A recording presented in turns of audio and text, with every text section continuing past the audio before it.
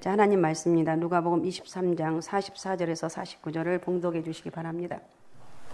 해가 제6시쯤 되어 해가 빛을 잃고 온 땅에 어둠이 임하여 제9시까지 계속하며 성소의 휘장이 한가운데가 찢어지더라.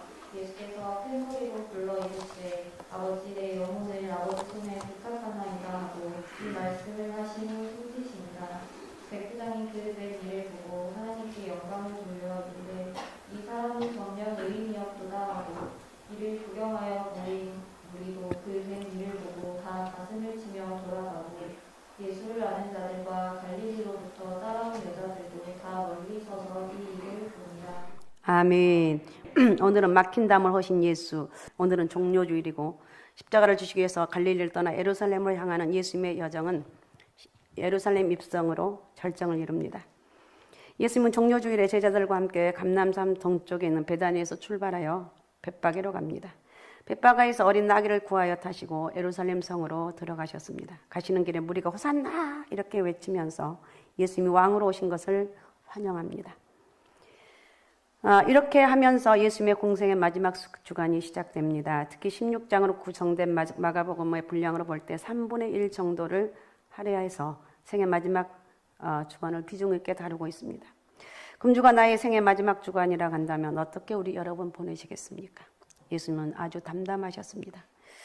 예수님 오직 그 담담한 이유는 하나님의 뜻을 이루는데 전심전력했기 때문에 그랬습니다. 그래서 하나님의 뜻을 구약 성경에 예언된 대로 하나하나 이루어가는 것을 볼 수가 있습니다. 개신교에서 드리는 성례가 두 가지 있는데 세례와 성찬, 오늘 성찬식을 했습니다. 세례는 믿는 자가 되어가는 과정에 첫 출발에 해당됩니다. 세례를 받는 분은 죄인인 나를 부르시고 믿음을 갖게 하시고 자녀 삼으신 하나님 은혜에 감사해야 되고 이미 믿은 분들은 새로운 믿음의 여정을 시작한 분들을 격려하고 이끌어줘야 되겠습니다. 그와 더불어 우리 죄를 위해서 몸을 찢기시고 피를 흘리신 예수님을 기념하는 성찬식에 참여 우리가 했습니다. 자신의 신앙을 돌아보며 회개하고 주님에 대한 그 사랑에 감사하고 우리 오늘 생각지도 않는 우리 어떤 사랑을 받게 되면 막 감격을 하잖아요. 그런 감격이 우리에게는 있어야 되는데 워낙 듣다 보니까 그런 감격도 희미해져 있습니다. 어떻든 성찬식을 통해서 우리는 어떤 여러 가지가 있겠지만 주님을 향한 열심을 회복해야 되지 않겠는가 이런 생각을 해봅니다. 본문은 예수님께서 십자가에 달려 돌아가시기 전날 밤에 마지막 유월절 만찬에서 있었던 이야기를 다루고 있습니다. 그 만찬이 어떻게 진행이 되었는지를 성찬의 의미가 무엇인지 이게 쭉 나와 있습니다. 그리고 예수님은 고난주간 마지막에 십자가에 달리셨습니다. 마침 그날은 유대인의 명절 유월절이며 금요일이었습니다. 오전 9시, 이 당시 시간법으로는 제3시입니다. 못 박혀 오후 3시, 9시에 제9시에 운명하셨으니까 약 6시간 동안 십자가에 달려 있었습니다. 그동안 예수님은 7가지 말씀을 하셨는데 이것을 가상칠언이라고 합니다. 그리고 몇 가지 놀라운 이적이 발생했는데 이런 전 과정을 가장 가까이서 면밀히 지켜본 사람이 있었는데 사형 집행관이 로마 군대 장군 백부장입니다. 그런 예수님의 태도, 예수님 말씀 그리고 주위에서 벌어진 일들을 보면서 이렇게 고백합니다. 이 사람 정령 의인이었다. 이 사람 정령 의인이었다. 이는 진실로 하나님의 아들이었다고 신앙 고백을 합니다.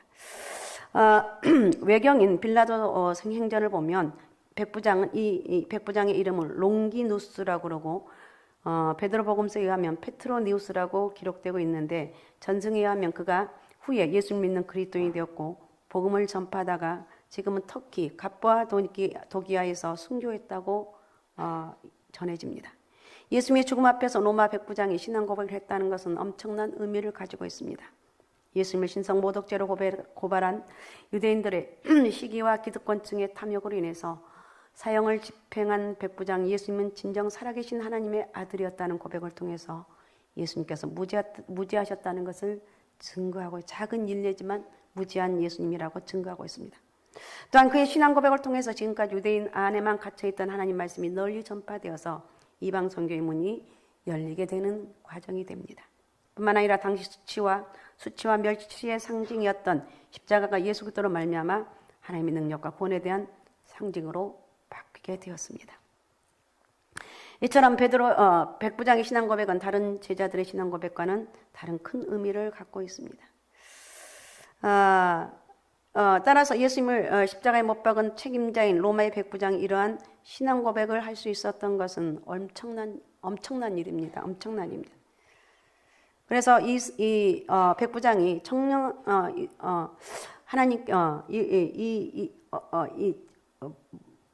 뭐라고 그러죠? 이분은 죄가 있는 분이 아니다. 백부장이 된 일을 보고 하나님께 영광을 돌려 이 사람이 정령 의인이었도다 이렇게 고백을 했다고 그랬죠. 예수님 십자가에 사형당하신 것은 그의 죄 때문이 아니라는 것입니다. 결국 예수님은 하나님의 아들이고 그리스도라는 고백이고 그 당시 백부장이 분명한 신앙관을 갖고 있었는지는 모르지만 적어도 어렴풋이지만 예수님이 어떤 분인지를 깨닫기 시작했지 않느냐. 우리는 처음에 예수를 믿었을 때 잘 모르잖아요. 그냥 어느 날 갑자기 전도를 해서 나왔는데 이게 말씀 계속 듣고 기도하다 보니까 이분은 정말 엄청난 분이구나. 나를 구원하기 위해서 하나님이시면서 사람의 몸을 이 땅에 입고 오셔서 모든 죄값을 치러주 이 엄청난 이 은혜를 만나게 되는 거예요. 예수님이 십자가에 달렸을 때 이적들도 그렇습니다. 한낮이었는데 칠흑 같은 어둠이 온 땅을 덮었습니다. 누가복음 23장 44절에 보면 때가 대육식쯤 되어 해가 빛을 잃고 온 땅에 어둠이 임하여 제9시까지 계속되며 쭉 얘기해요. 그러니까 3시면 해가 가장 빛날 때인데 캄캄해졌으니 얼마나 놀랐겠습니까? 그러니까 예수님이 운명하실 때 일어났던 일이 있습니다. 마태복음 27장 52절에서 53절을 읽어주시기 바랍니다. 무덤들이 열리며 자던 성도의 몸이 많이 일어나되 예수의 부활 후에 그들이 무덤에서 나와서 거룩한 성에 들어가 많은 사람에게 보이니라. 아멘. 예수님이 부활의 첫 열매야 되니까 그들은 그 대기 상태로 있다가 예수님이 부활하신 후에 사람들에게 나타납니다. 그들의 모습을 보고 사람들이 얼마나 놀랐겠습니까? 죽은 자가 살아나니까. 여러분 이런 기적이 일어난 이유가 뭔가? 그것은 예수님이 누구인 자를 증거하고 싶었던 거예요. 예수님이 일개 사형수가 아니다. 예수님 하나님 아들이고 메시아라는 것, 이 사실을 우리에게 다시 한번 확인시켜주고 있습니다. 오늘 본문에 보면 또 하나의 이적이 나오는데 자 45절을 한번 읽어주시기 바랍니다. 성소의 휘장이 한 가운데가 찢어지더라. 예, 찢어졌습니다. 이 말은 자 마태복음 27장 50절에서 51절. 예수께서 다시 크게 소리 지르시고 영혼이 떠나시니라. 이에 성소 휘장이 위로부터 아래까지 찢어져 둘이 되고 땅이 진동하며 바위가 터지고. 예, 휘장이 찢어졌다 그랬습니다. 마가복음 15장 37절 38절입니다. 예수께서 큰 소리를 지르시고 숨지시니라. 이에 성소 휘장이 위로부터 아래까지 찢어져 둘이 되니라. 아멘. 이렇게 성소 휘장이 찢어짐으로 말미암아 우리는 그전에는 제사장들도 감히 두려워서 성소에 들어가지 못, 1년에 한 번밖에 못 들어간대. 그런데 예수님이 이렇게 십자가에 못 박혀 돌아가심으로 성소 휘장이 찢어졌습니다. 위에서부터 아래로 찢어졌습니다. 그래서 우리는 자유롭게 누구든지 교회 와서 예배를 드리는 거예요. 옛날 그 성소의 그 성막에 보면 정면에 문이 하나 있고 그리고 들어간 마당에 청막이 있는데 두 칸으로 되어 있는데 성소와 지성소입니다. 자, 이건 쭉 넘어가야 될 것 같네요. 하나님께서 지성소에 계시겠다고 말씀하셨는데 휘장이 가로막혀 있어 아무나 들어갈 수가 없으니까 우리 아까도 말했지만 대제사장만 1년에 딱 한 번 짐승의 피를 갖고 들어갈 수가 있습니다. 지성소 안에는 법궤가 있었고 그 법궤 부분을 속죄소라고 하는데 그곳에 피를 뿌리면 속죄가 되어서 하나님을 만날 수가 있습니다. 자, 어떻든 중요한 것은 예수님 당시 성전의 규모도 엄청났지만 그 구조는 성막과 같다고 보면 알 수가 있습니다. 예수님이 십자가에 못 박히던 날은 6월절이라 성소에서 일반 제사장들이 일을 하고 있었을 것입니다. 그런데 휘장이 위에서부터 아래로 쫙 찢어졌습니다. 높이가 10m가 넘는다고 그러네요. 두께가 성인 손바닥 두께 정도니까 감히 누가 찢을 수도 없습니다. 어떻게 누가 그렇게 할 수가 있느냐는 거예요. 대제사장도 1년에 한 번 두려워하면서 나갔는데 그게 찢어졌습니다. 인간은 죄인이라 거룩하신 하나님 앞에 나갈 수가 없습니다. 휘장으로 막혔다는 것은 바로 그런 의미입니다. 그런데 휘장이 찢어졌으니까 이제 마음대로 하나님께 나갈 수가 있습니다. 말하자면 예수님이 십자가 대속으로 하나님과 인간 사이에 막힌 담을 헐어주셨어요. 제사장이 휘장이 찢어져서 놀랐지만 더욱 놀란 것은 휘장이 찢어졌는데도 아무 일도 일어나지 않았다는 거예요. 그러니까 이제 예수님이 십자가에 대속의 피를 흘림으로 누구든지 예수님을 믿기만 하면 휘장을 뚫고 하나님께 당당하게 나갈 수가 있습니다. 할렐루야.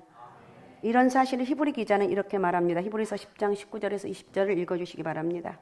그러므로 형제들아 우리가 예수의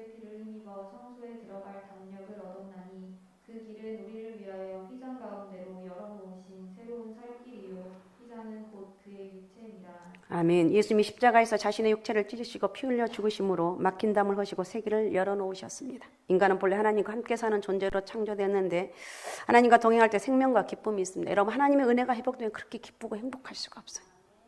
근데 아담 이후 범죄함으로 인간의 죄가 하나님으로부터 단절되었다. 그래서 너무 하려고 보니까 시간이 없네. 어쨌든 다 그냥 끊고 결론적으로 그러니까 예수님의 열어놓으신 그 십자가의 길, 휘장이 찢어진 것은 영생의 길이고 은혜의 길이다. 아셨습니까?